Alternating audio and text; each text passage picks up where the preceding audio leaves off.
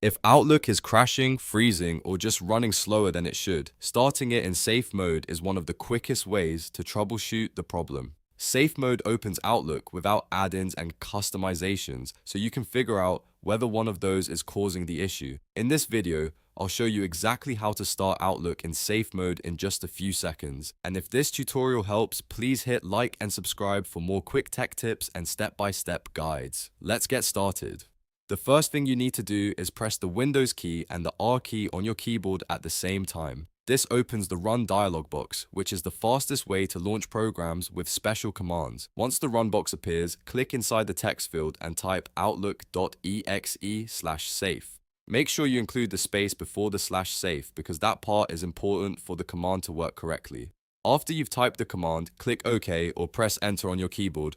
Outlook will begin launching in safe mode instead of normal mode. If you have more than one Outlook profile on your computer, you may be prompted to select a profile first. If that happens, just choose the profile you want to open, then click OK again to continue.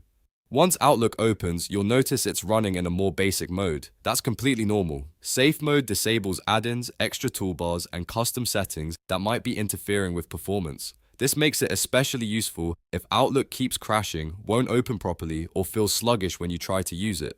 From here, you can test whether the issue still happens. If Outlook works fine in safe mode, that usually means an add-in or customization is causing the problem. If needed, you can then go back and disable add-ins one by one until you find the one that's creating trouble. So, to quickly recap, press Windows key plus R, type outlook.exe/safe, click OK, choose your profile if prompted, and Outlook will open in safe mode. It's a simple but very effective troubleshooting step that can save you a lot of time.